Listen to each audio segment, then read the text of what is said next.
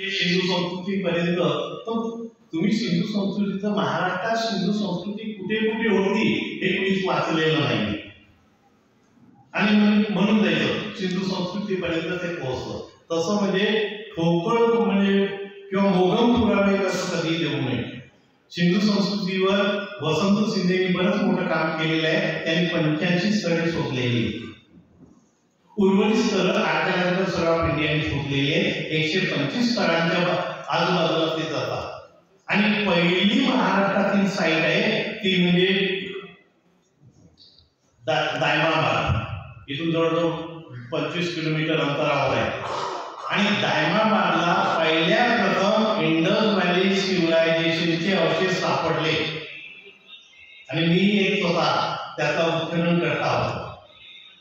जवळजवळ 5 वर्ष मी काम केलेले आहे. पण हे काम करत असताना सुद्धा तुम्हाला म्हणजे बऱ्याच गोष्टी अभ्यासाव्या लागतात. केवळ म्हणजे उत्खनन केल्याने तो रिपोर्ट पूर्ण होत नाही.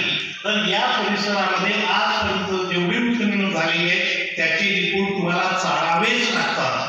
कारण कंपॅरेटिव्ह स्टडी करावी लागते. कंपॅरेटिव्ह स्टडी केल्याशिवाय तुम्हाला हे होत नाही. आणि म्हणून नंदुरबार जवळ प्रकाश नावाचं गाव आहे. त्या प्रकाश नावाच्या गावामध्ये असंच उत्खनन झालं होतं. पण त्या काळातील जो कोणी उत्खनन करता होता त्याला समजलं नाही किंवा जाणीवपूर्वक म्हणजे त्यांनी टाळलेलं आहे आणि तशा प्रकारचा रिपोर्ट लिहिलेला आहे. आणि त्या रिपोर्टवर मग मी ते माझे ऑफिसर होते, फार मोठे डायरेक्टर जनरल ऑफ आर्किओलॉजी म्हणून रिटायर झाले.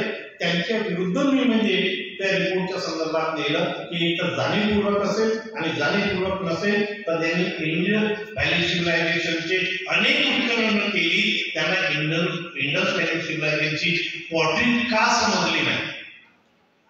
कारण आपण सतत हाताळत असताना म्हणजे आंध्रे लोक जे असतात ते बरोबर 50 पेक्षा आहे, 1 रुपया आहे की 2 रुपयाचा आहे, 5 रुपयाचा आहे, 10 रुपयाचा, हे बरोबर म्हणजे सतत वापरत असताना त्यांच्या लक्षात येतं.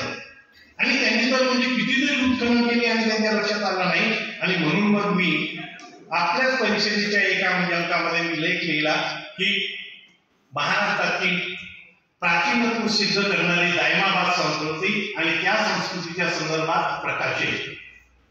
कारण प्रकाशाला रिराईट करावं लागलं आणि रिराईट करण्याच्या दृष्टीकोन माझे अजूनही पुढचे प्रयोग सुरू आहेत की महाराष्ट्राच्या सांस्कृतिक इतिहासाचा इतिहास लिहिताना प्रकाशाचं नवीन म्हणजे कल्चरल सिक्वेन्स मांडावा लागणार आहे. आणि हे पुराव्यासहित मांडावं लागतं. कारण पॉटरीची छायाचित्र काढल्याशिवाय आणि ती कलर छायाचित्र काढल्याशिवाय आपल्याला मांडता येत नाही. आणि म्हणून कारण मी ज्या वेळेला 1977 ते 1982 साली इथे दायमाबादला उत्खननाला होतो त्यावेळेला कलर फोटोग्राफी नव्हती, मर्यादित फोटोग्राफी होती. महत्वाचं तेवढंच छायाचित्र घ्यायचं आणि नंतर घ्यायचं नाही. पर्सनल फोटोग्राफ म्हणजे एक काढता येत नव्हते आणि कॅमेरे पुरवले नव्हते. कारण त्यावेळची भारतीय पुरातत्व सर्वेक्षण खात्याची तेवढी परिस्थिती नव्हती. आज जी आहे की वेगवेगळ्या प्रकारचे कॅमेरे, ड्रोनचा वापर करता येतो. एवढंच नाही तर म्हणजे हेलिकॉप्टरचा सुद्धा वापर करून आपल्याला हे करता येतं. तर ह्या गोष्टी म्हणजे फार महत्वाच्या आहेत. म्हणजे एखाद्याने उत्खनन केलं, संशोधन केलं म्हणजे त्याला परिपूर्णत्व येईलच असं नाही. त्या थिअरी पुढे बदलू शकतात.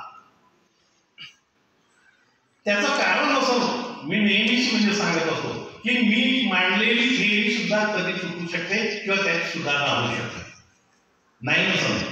आता साधं एक उदाहरण सांगतो की मध्ययुगातच आहे की